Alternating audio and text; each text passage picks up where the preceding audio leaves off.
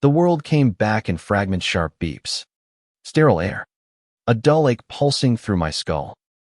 I blinked against the harsh hospital light, my throat dry as sandpaper, and tried to piece together why I was here. Then I saw him, standing at the foot of my bed, calling me husband, with a voice that carried both authority and something softer, something that made my chest tighten. My name is Ethan Caldwell, and I'm 28, or at least I think I am. The last thing I remember clearly is driving home from a late shift at the bookstore, rain hammering my windshield, and then nothing. A void. Now, I'm in a hospital in Seattle, tubes snaking from my arm, and the man I hated most in high school, Lucas Harper, is leaning against the wall, watching me like I'm a puzzle he's desperate to solve. Lucas, with his piercing blue eyes and that same infuriating smirk. Except now he's in a suit that probably costs more than my car. He's not the scrawny bully from Franklin High anymore. He's broader, sharper, and apparently the CEO of some tech empire. And he's calling me his husband. Ethan, he says, stepping closer, his voice low but steady. You're awake. Thank God. There's a tremor in his words, like he's been holding his breath for days. I stare, my brain scrambling to make sense of this. Lucas Harper, the guy who made my teenage years a living hell, is looking at me like I'm his entire world. I want to laugh or scream, but all I manage is a hoarse. What the hell is going on? The nurse, a kind-eyed woman named Maria, checks my chart and fills in the gaps. A car accident. A coma for 3 weeks. Memory loss. Possibly temporary. Possibly not. But the bombshell she drops next makes my head spin. Lucas and I have been married for 2 years. Married. To the guy who once shoved me into a locker and laughed while I bled. I search his face for a lie, but all I see is a man who looks like he's been through his own kind of hell, waiting for me to wake up. I know you're confused, Lucas says, sitting on the edge of my bed, too close for comfort. I'll explain everything. I swear. Just give me a chance. His hand hovers like he wants to touch mine, but doesn't. I pull away, my heart pounding. I don't trust him. I can't. Not after everything.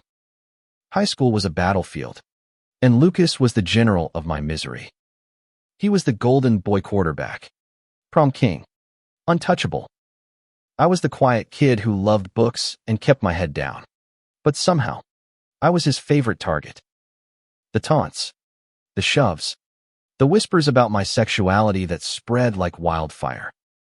I came out at 16, one of the few openly gay kids in our conservative suburb, and Lucas made sure I paid for it. Every cruel word is etched in my memory. So how am I supposed to believe we're married? Yet, the ring on my finger, a simple silver band, feels real. The photos on Lucas's phone, of us laughing at a beach, kissing under Christmas lights, feel real. The way his voice cracks when he says, "I thought I lost you," feels real. I want to hate him, but there's a pull in my chest, a flicker of something I don't understand. Did I love him? Could I? Over the next few days, Lucas is a constant presence. He brings me coffee, reads to me from my favorite novels, and answers my endless questions with a patience I don't recognize. He tells me about our life, a cozy apartment in Capitol Hill, weekend hikes, late-night talks about starting a family. It sounds like a dream, but it's a dream I can't remember. When I ask why he bullied me in high school, his face darkens. I was a coward, he says, voice barely above a whisper. I was scared of who I was, of what I felt for you. Even then, I don't know if I believe him. My memories are a fog, and every time I try to grasp them, they slip away.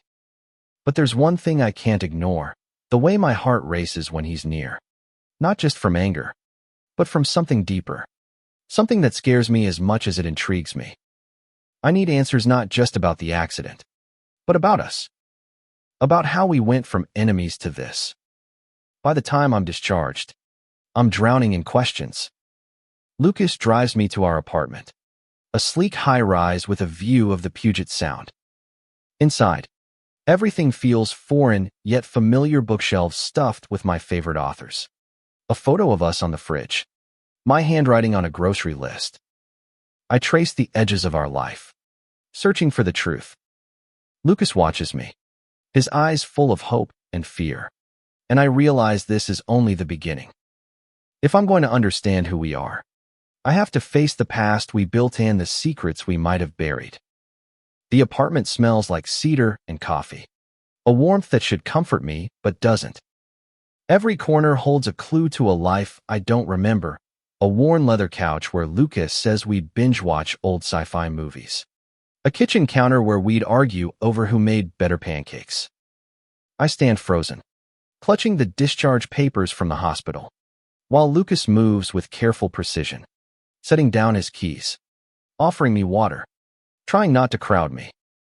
It's like he's walking on eggshells, and I hate how it makes me feel trapped in a story where I don't know my own lines. I sit on the couch, staring at a photo on the coffee table. It's us, maybe a year ago, arms around each other at some outdoor festival, fairy lights glowing behind us. My smile is wide, unguarded, and Lucas is looking at me like I'm the only person in the world. When was this? I ask, my voice sharper than I mean it to be. He glances over, hesitates, then says, Pride. Last June. You planned our whole day, food trucks, drag shows, everything.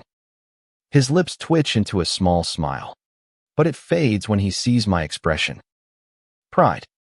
The word hits me like a brick. In high school, I dreamed of going to Pride, of finding a place where I could be myself without fear. But Lucas made sure I never felt safe. The memory of him cornering me in the locker room, his friends snickering as he mocked my rainbow wristband, burns fresh.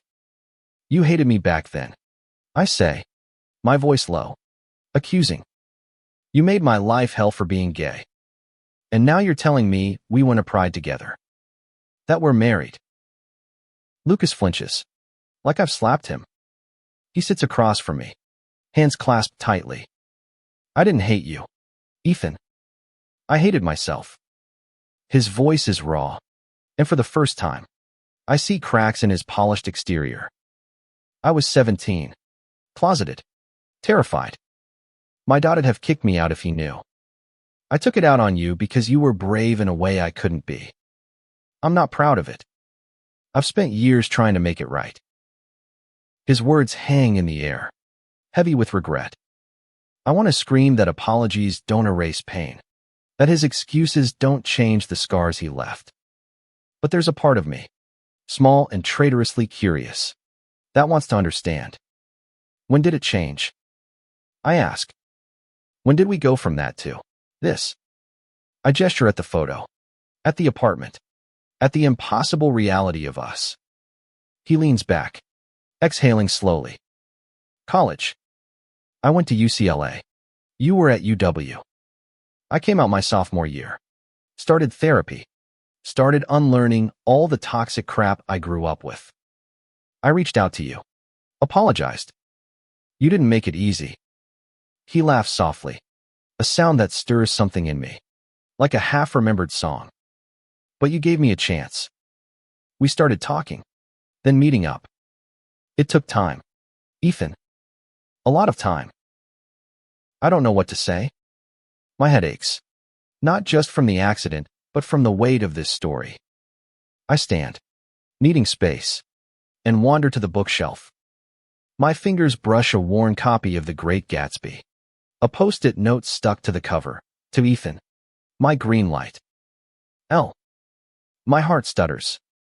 I don't remember this, but my body seems to.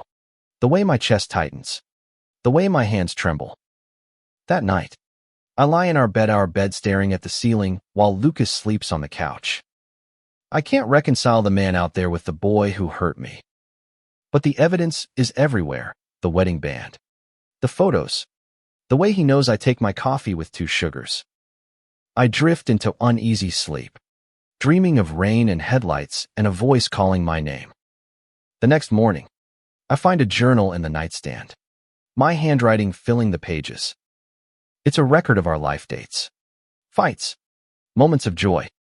One entry, dated 6 months ago, stops me cold. Lucas told me he's scared he'll never be enough to make up for the past. I told him he's enough for me now. I hope he believes it. I read it again, my throat tight. Did I mean that? Could I mean it again? Lucas is in the kitchen, making breakfast, humming softly. He looks up, hopeful, and I realize I'm not just searching for my memories, I am searching for the man I became, the one who chose to love him. But trust is a fragile thing, and mine is still buried under years of pain. I need time, and I need truth, even if it hurts. The journal becomes my lifeline, a map to a life I can't grasp. Each entry pulls me deeper into the mystery of us, Ethan and Lucas. Enemies turned lovers, strangers turned husbands. But the more I read, the more questions claw at me, sharp and relentless. Why did I forgive him? What made me stay? Today, Lucas suggests a walk to clear my head. It's a crisp Seattle morning, the kind where the air bites but the sun fights through the clouds. We head to Volunteer Park, a place the journal mentions often. Lucas walks beside me, hands in his pockets, keeping a careful distance. You used to love the conservatory here, he says, pointing to a glass building nestled among the trees. You dragged me inside to see the orchids, even in the rain. I nod, pretending I remember, but the truth is I'm drowning in the blank spaces of my mind. The park is alive with joggers, dog walkers, and couples holding hands, and I feel like an imposter in their world. Lucas stops by a bench, our initials carved into the wood. C plus L H. We did this, he says, tracing the letters. Our first anniversary. You said it was cheesy, but you smiled the whole time. The image flickers in my mind, faint but vivid, me with a pocket knife, laughing as Lucas teased me about my terrible carving skills. It's the first memory that feels like mine, not borrowed from a photo or a story. My chest aches, not with pain, but with something warmer, something dangerous. Tell me more, I say, sitting on the bench. About us. About why I stayed. He sits too, close enough that I can smell his colonus sandalwood, familiar in a way that unsettles me. You didn't trust me at first, he admits. When we reconnected in college, you kept me at arm's length. I deserved it. But you saw I was trying to change, to be better. You said I made you laugh, made you feel seen. That's what you wrote in your vows. My vows. The words hit like a punch. I've read them in the journal, poetic and raw, promising to love him through every storm. But I can't feel them. Not yet. What about you? I ask. Why me? After everything. Lucas looks away, toward the conservatory, his jaw tight. You were the first person who saw through me. In high school, I was this, mask. Popular, perfect, whatever. But you saw the scared kid underneath, even when I was awful to you. When I finally faced who I was, I couldn't stop thinking about you, about making it right. His honesty disarms me, but it also stirs anger. You don't get to rewrite the past, I say, my voice sharper than I intend. You hurt me, Lucas. You made me hate myself for years. And now I'm supposed to believe you changed because you say so. He doesn't flinch this time. I know I can't undo it, he says quietly. But I've spent every day since trying to be someone you could love. I still am. The words hang between us, heavy and unresolved. We walk back in silence, the weight of his confession pressing on me. At the apartment, I dive back into the journal, searching for more. An entry from 2 years ago catches my eye. Lucas proposed tonight, on the rooftop under the stars. I said yes before he finished, and we laughed until we cried. I never thought I'd love him this much. I read it over and over, trying to summon that feeling, but it's like chasing a ghost. That night, Lucas's best friend, Mia, visits. She's warm, vibrant, a graphic designer who talks a mile a minute. You two were disgusting, she teases, sipping wine on our couch. Always sneaking kisses, planning surprise dates. Ethan, you kept Lucas grounded. He's a better man because of you. Her words are kind, but they sting. I don't know that Ethan anymore. After she leaves, I confront Lucas. What aren't you telling me? I demand. There's something you're holding back. I can feel it. His face pales, and for a moment, I think he'll deny it. But then he sighs, running a hand through his hair. There's a box, he says. In the closet. Letters. Photos. Stuff from before the accident. I didn't want to overwhelm you. I find the box. A small wooden thing tucked behind winter coats. Inside are letters I wrote to Lucas. Angry at first, then softer, loving. Photos of us at protests, at diners, in bed with morning light on our faces. And a newspaper clipping about my accident, a drunk driver. A rainy night. A miracle I survived. I look at Lucas, standing in the doorway, and I know there's more to this story. More to us. I'm not ready to forgive, but I'm ready to dig deeper. The box is a Pandora's chest of our past. Each item a shard of a life I can't claim. I sit cross-legged on the bedroom floor, surrounded by letters and photos, while Lucas watches from the doorway, his silence heavy with guilt. One letter, dated 3 years ago, stops me. Lucas, I don't know if I can forgive you, but I see you trying. That's enough for now. My handwriting, my words, but they feel like they belong to someone else. I hold up the letter, my voice tight. This was after college, wasn't it? When we started talking again. Lucas nods, stepping closer. You wrote that after our first coffee date. I begged you to meet me, said I needed to apologize in person. You didn't make it easy, but you showed up. His eyes soften, and I hate how it makes my pulse quicken. The photos tell a story the letters only hint at. There's one of us at a protest, holding signs for marriage equality. My face fierce and Lucas's proud. Another at a bookstore, me shelving books while he pretends to read, smirking at the camera. Each image chips away at the wall I've built. But it's the newspaper clipping about the accident that undoes me. Local man critically injured in DUI crash. It reads, with a photo of my mangled car. I was alone that night, driving home from work. The driver who hit me got 6 months. I got a coma and a fractured past. Why didn't you tell me about this sooner? I ask, holding up the clipping. Lucas kneels beside me, his voice low. I didn't want you to relive it. The doctors said too much at once could overwhelm you. But I'll tell you anything you want to know. Ethan. Anything. I want to know everything. But the truth feels like a tightrope. Instead, I ask about the protest photo. When did we start caring about the same things? I say, my voice softer now. He smiles. A small, sad thing. You dragged me to that rally. Said I needed to put my money where my mouth was. You were always braver than me. Ethan. Always. The next day, I insist on visiting the bookstore where I worked. It's a cozy place in Fremont. All creaky floors and mismatched armchairs. The owner, Sarah, hugs me like I'm family. You kept this place alive, she says, her eyes misty. You and Lucas would spend hours here, arguing about books or sneaking into the back to kiss. I blush, glancing at Lucas, who's pretending to browse a shelf but clearly listening. Sarah shows me my old desk, still cluttered with my sticky notes and bookmarks. A memory flickers. I'm laughing as Lucas tried to alphabetize a shelf and failed spectacularly. It's small, but it's mine, and it grounds me. I spend the day there, shelving books, letting the familiar rhythm pull me back to myself.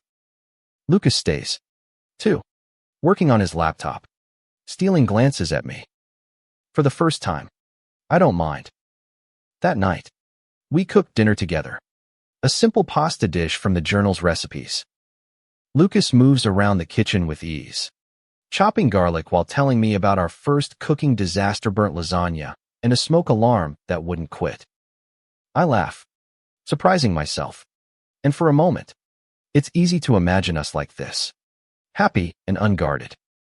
But when he brushes my hand, reaching for the salt, I freeze. The pull is there, undeniable, but so is the fear. Later, I find another letter in the box, one I never sent. Lucas, sometimes I'm scared you'll break my heart again. But I'm more scared of not trying. It's dated a month before our wedding. I stare at it, my chest tight, wondering if that fear ever went away. I look at Lucas, asleep on the couch again, and I realize I'm not just searching for memories, I am searching for trust. The next morning, a lawyer calls. It's about the accident, a settlement hearing I don't remember agreeing to. Lucas's face tightens when I mention it. You wanted to fight it, he says. You were angry, said the driver got off too easy. We were working on it together before. He trails off, but I know what he means. Before the accident stole me from him. I demand to see the case files, and Lucas hesitates but agrees. At his office, a sleek tech hub downtown hands me a folder thick with legal documents. As I read, I uncover something unsettling. Lucas paid for my medical bills. Every cent, even when insurance wouldn't. He never told me. When I confront him, he shrugs, embarrassed. You're my husband, Ethan. I'd do anything for you. The words hit harder than I expect.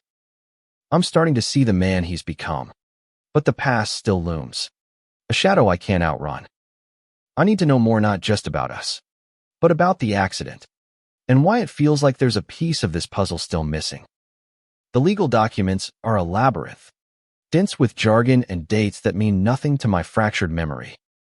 I sit in Lucas's office, a glass-walled space overlooking Seattle's skyline, flipping through pages that detail my accident, my recovery, my life. Lucas watches me, his usual confidence replaced by a quiet unease. You don't have to do this now, he says, but I shake my head. I need to understand, even if it hurts. The file reveals more than I expect.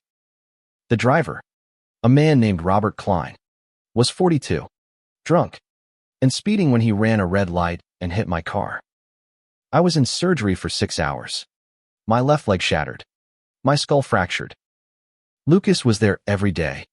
The file notes, signing forms, arguing with insurance, paying what they wouldn't cover.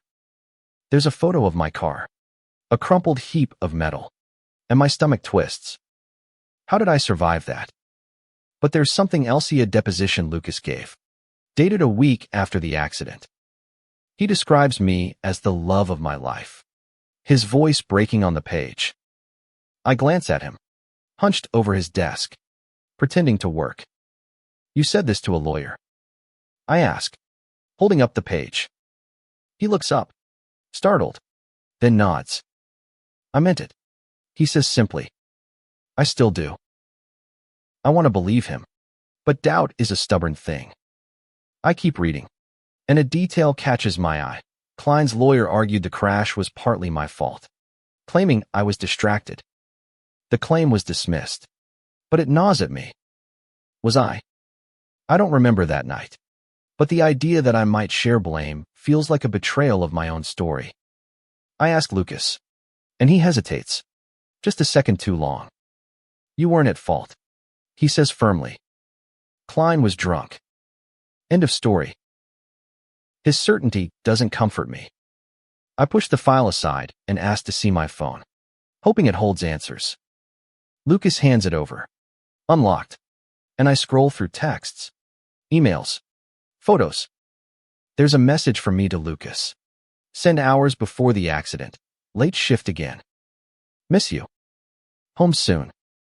My throat tightens. I was thinking of him. Even then. The phone also holds voicemails.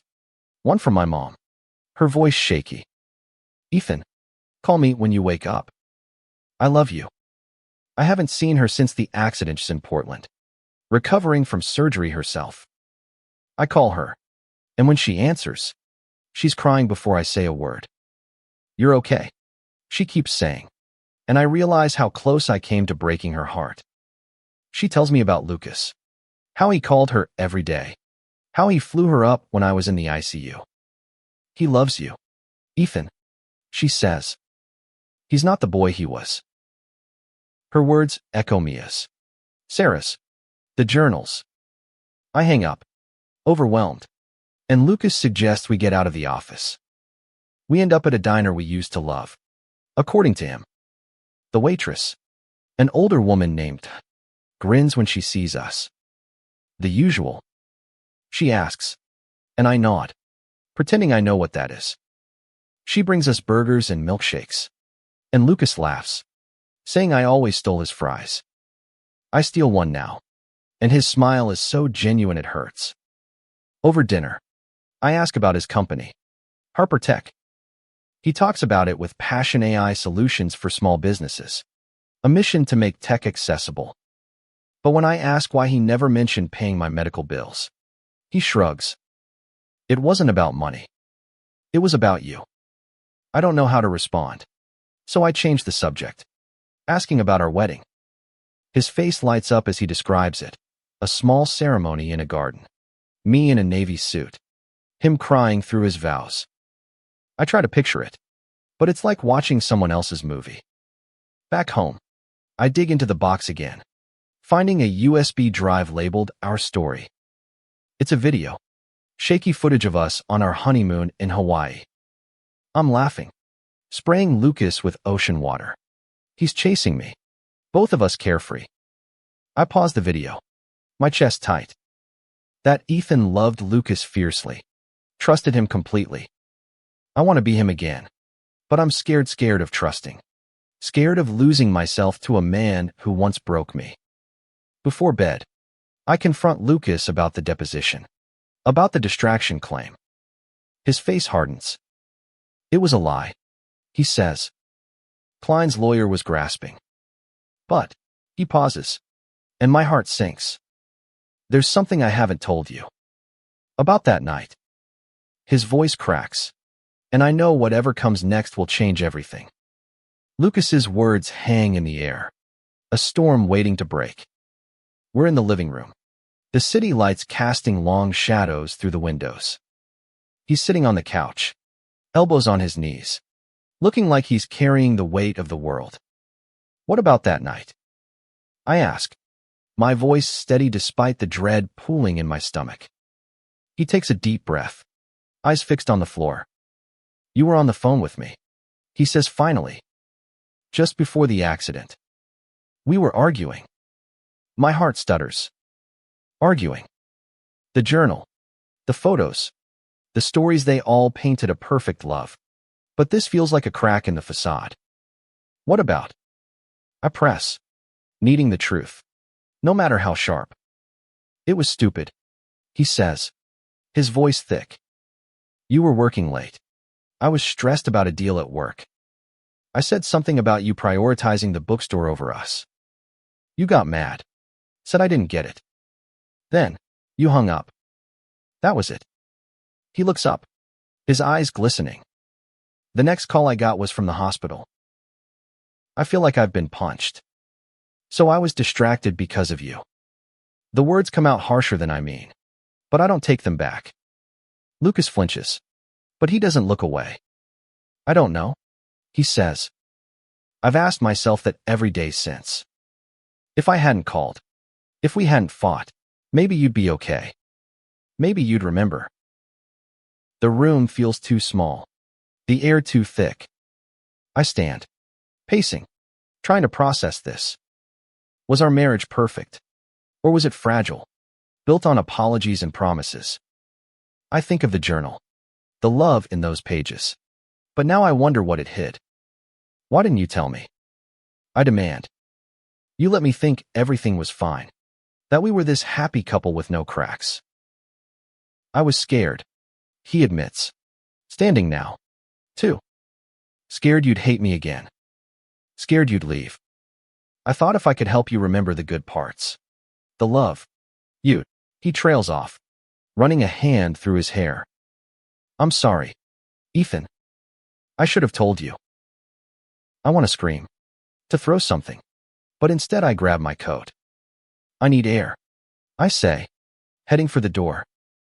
He calls after me, but I don't stop. The Seattle night is cold, the streets slick with rain.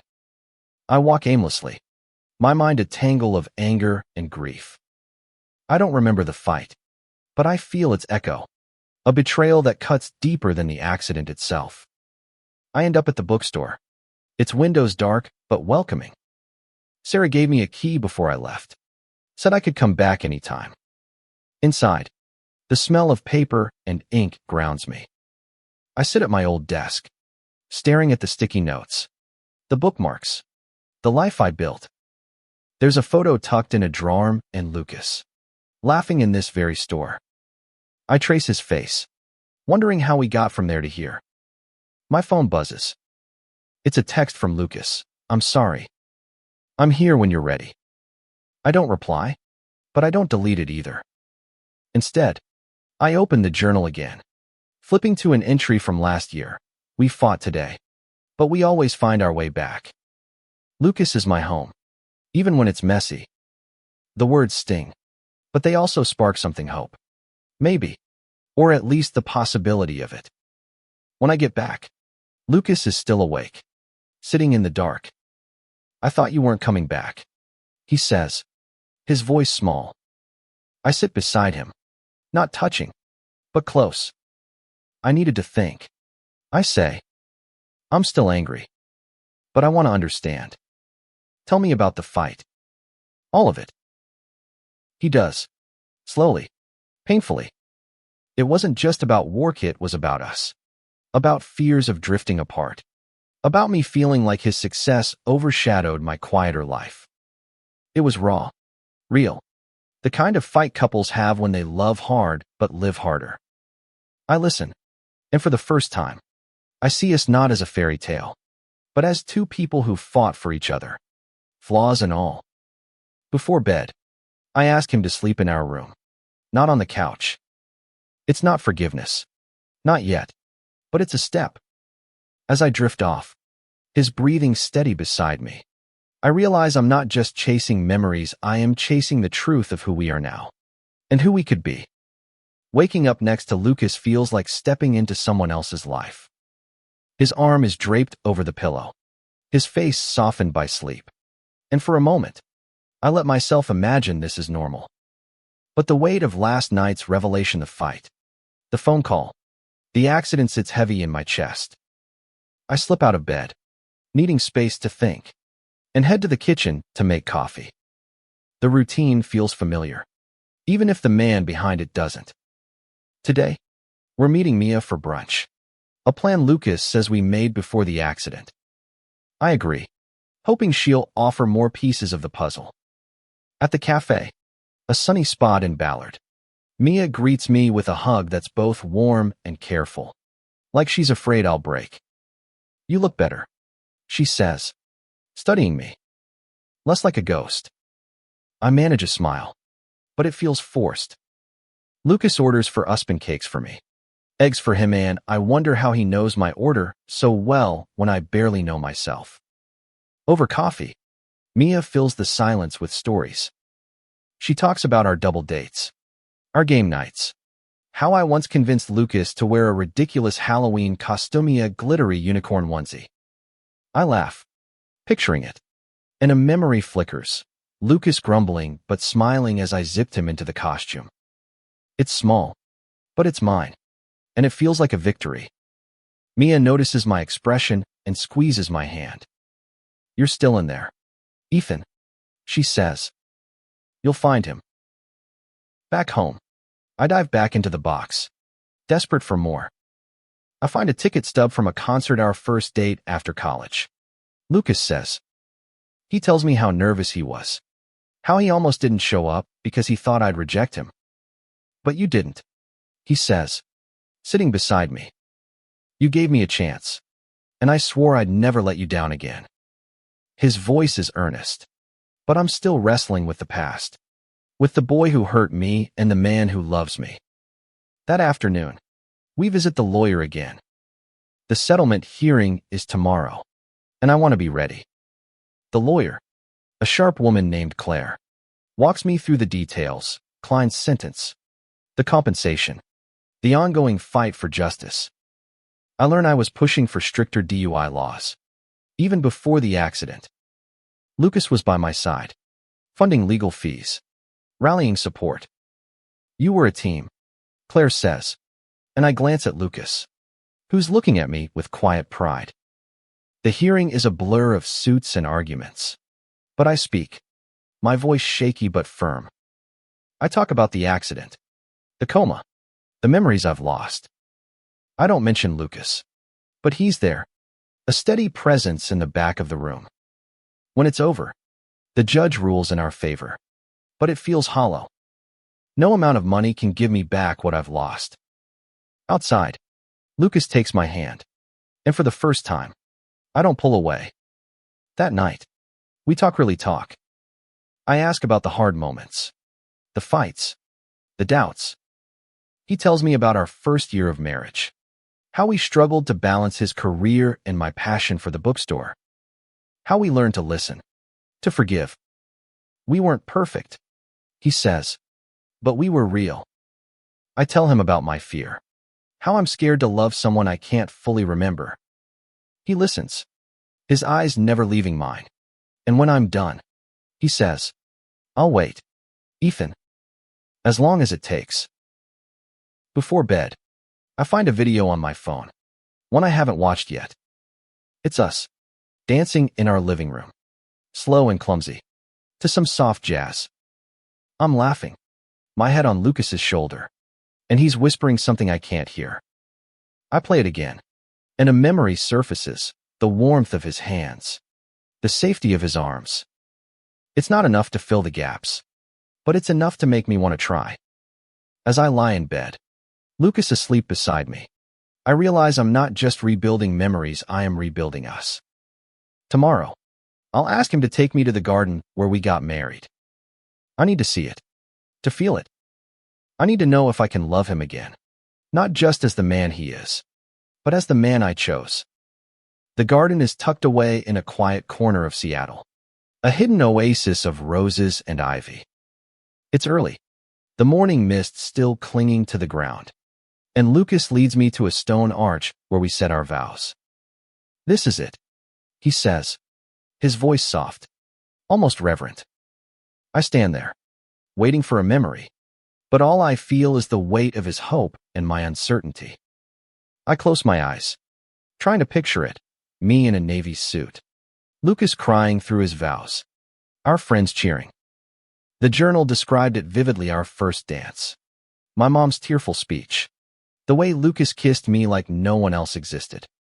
But the memory doesn't come. Instead, I feel a quiet resolve, a need to build something new. I turn to Lucas, his face etched with worry, and say, "Tell me what you promised me here." He steps closer, his breath visible in the cool air. I promise to love you, to fight for you, to be better every day because of you. His voice cracks, and he takes my hand. I promise to never let you feel alone again. The words hit deep, stirring something I can't name. I don't pull away this time. We walk through the garden, and he points out details: the bench where we sat after the ceremony, the tree we planted together. Each story is a thread, weaving a tapestry of a love I'm starting to believe in.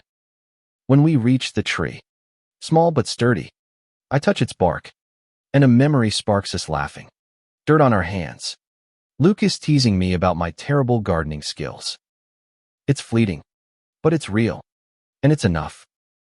Back home, I open the journal to its final entry, written a week before the accident. Lucas is my anchor, even when I'm lost. I don't know what I'd do without him. I read it aloud to him, my voice steady. Did I mean this? I ask. He nods, tears in his eyes. You did. And I'm still here. Ethan. I always will be. That night, we cooked dinner together, moving in sync like we've done it 1,000 times. I steal a glance at him, chopping vegetables with that same focused look he had in the hospital. And I realize I'm not just falling for the man he is now, I am falling for the man I chose to love. The past still hurts, but it's not the whole story. We talk late into the night, about our dreams, our fears, the life we want to rebuild. When he kisses me, soft and tentative, I kiss him back, and it feels like coming home. The next week, I return to the bookstore, taking it slow but feeling more like myself. Sarah hugs me, says I'm glowing. Lucas visits during my breaks, bringing coffee and stealing fries, and I let myself enjoy it. The memories come in waves now, small moments, like the taste of his favorite wine or the way he hums when he's nervous. They're not enough to fill the gaps, but they're enough to keep going. One evening, we sit on the couch, watching the video from our honeymoon again. I pause it on a frame of us laughing, my head on his chest. I want to remember this, I say, my voice thick. Lucas wraps an arm around me. You will, he says, and we'll make new memories, too. The accident took so much me memories, my trust, my sense of self. But it gave me something, too, a chance to choose Lucas again, not out of habit or history, but out of love. I don't have all the pieces yet, but I have him, and I have us. That's enough for now. As we fall asleep, his hand in mine, I think of the garden, of the tree we planted. It's small, but it's growing, rooted in soil we work together. Our love is like that tree, scarred, imperfect, but alive. And I know, deep in my bones, that will keep growing, too.